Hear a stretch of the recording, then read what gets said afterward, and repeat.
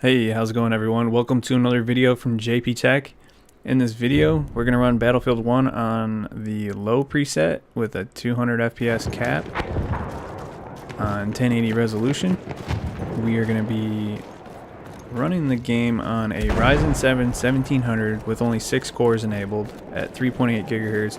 Just to kind of show you, coming up on June of 2018, what a first-gen Ryzen with an X370 board and the latest BIOS, what it runs like in Battlefield 1.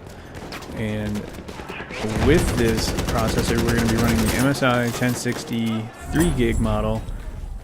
And we're going to assess how the components do together in high refresh gaming. By that I mean about 120 Hz or greater, and in this case we're going to be focusing mostly on 120 Hz to 165 Hz, and ideally more so at 165 Hz because the monitor I'm using, the Asus PG279Q, it's a QHD monitor. We're using it in 1080 in this scenario, but anyways, it's a 165 Hz monitor, and we want to be as much around 165 Hz as possible, and I want to see if Ryzen first gen and a 1060 can do it, or if either of them can do it. Now I know a lot of people are just like, well, you know, crank up the settings and the processor won't be the problem anymore. That's not the goal here. I want to repeat, this is high refresh gaming goal. You don't high refresh game and set your graphics to a point where your GPU can only pump out 60 frames per second. That's not what you do as a high refresh gamer. You know, if a 1060 is what your budget allows for you, you get a 1060 and you set the settings where you can get the frame rates you want, you know, 120 plus. So in this scenario, we have Battlefield 1 on the low preset, which is what it takes for a 1060 in Battlefield 1 to get the most ideal frame rates for high refresh. And there are plenty of cases where the 6-core Ryzen in this scenario are not quite cutting it. I mean, let me get this out of there first. The performance felt okay. You know, it felt good, and I think especially if you're coming from 60 Hz gaming, this is going to feel excellent. But the reality is the 6-core Ryzen in this scenario is actually holding back a 1060 from achieving higher frame rates. There's a lot of scenarios that you're going to see in here where GPU usage goes from as low as like 65% while playing to, you know, all the way up to about full load. And on average, the GPU load is about 75 to 85%, which is too low. And, you know, especially since we're playing on low, we're doing this to get 144 FPS averages really is where we want to be, and that's just not happening. And to be fair, it might not even really happen all that well on a 1060 anyways, but what we are seeing here is that the 1060 in most of these cases has more to give, and a 3.8 GHz Ryzen is not allowing that to happen.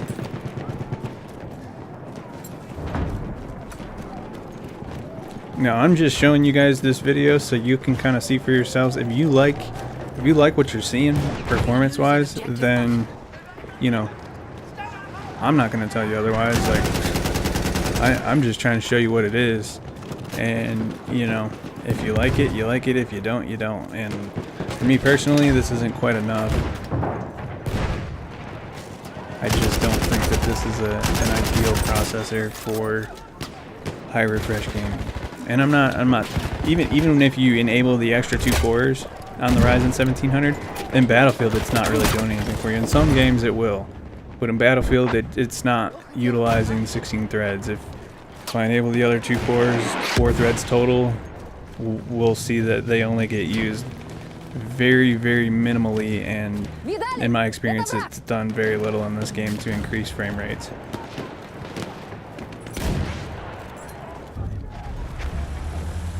Now I will say, if you're trying to buy Ryzen right now and you stumble on a really good price on a 1600, and, you know, paired up with a B350 motherboard, which is not what I'm using here, but you can get them at the right price and the performance is going to be basically the same.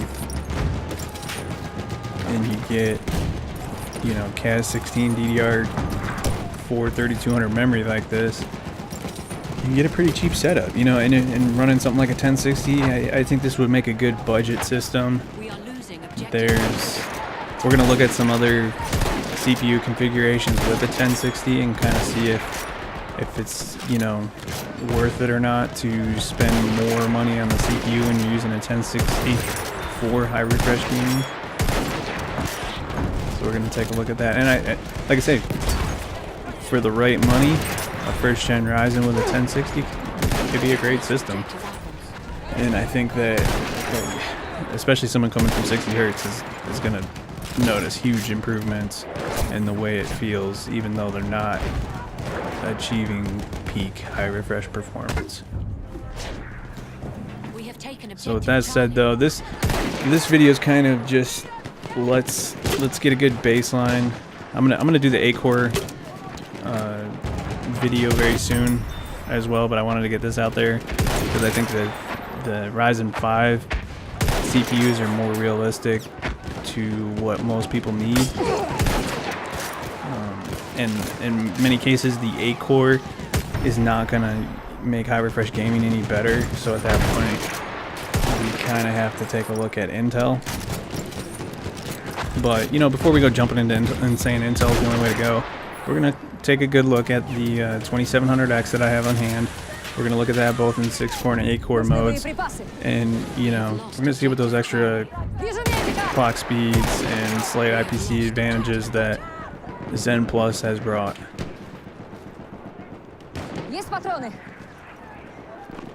So like I say, I just wanted this video to give you guys a good look at Gen 1 Ryzen as we stand today at the tail end of May of 2018 on the latest BIOS. So that way when we start digging into the second generation Ryzen, we kind of know realistically where Gen 1 is, and not based on, you know, last year's BIOSes, last year's game drivers, and last year's version of the game and Windows and everything else.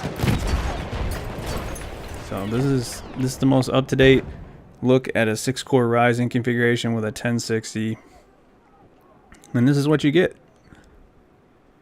You get anywhere from about 90 FPS to, you know, 120 something on average realistically. And you know, yeah, there's those occasions where you're off by yourself doing nothing where you might see 160 or something.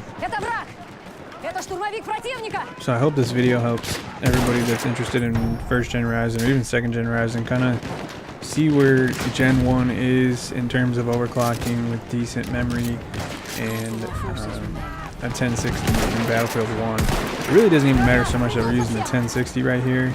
All that's really kind of determining is how good the visuals look, because as we see, the 1060 in this use case has more to give, and the Ryzen chip here is kind of holding it back. And we'll see this in another video. I'm probably going to share the 1080 Ti with the same configuration and kind of show you how frame rates are pretty similar. And we're also going to run the 1060 on some Intel platforms as well as second generation Ryzen, and kind of see how the frame rates increase while using the same 3 gig 1060 model GPU. But I also wanted to add, a lot of people are kind of concerned about how I'm recording, and they think that it's kind of throwing these results one way or the other. I'm using NVENC, which is the hardware encoder that is on the graphics cards themselves, the NVIDIA graphics cards. This uses very minimal loads. I'm telling you, what I see playing here while recording, if I stop recording, the same things are happening. So don't think that because I'm recording that these tests are highly manipulated. And you know, hopefully in the future I can completely alleviate this by getting a capture card. At this point I'm almost on the verge of just getting a 1080 capture card just to have something to record on another system and completely eliminate that from this system. But I really want to wait and get a better capture card than that. So we'll see. See what happens. But as things go right now, using NVEnc doesn't really do anything performance-wise. And if it does, we're talking, you know, 2-3%. You know, it's not anything that, like, if you turn it on or off, you're gonna be like, whoa, there's a huge difference. So there's that piece. Just wanted to get that out there, let you guys know what's going on with that. And yeah, I hope this video helped everybody, and I look forward to making the next video. If you guys have any questions or suggestions, put those in the comments. As always, thanks for watching, and hit that subscribe button if you like the content here. And until then, I'll see you around.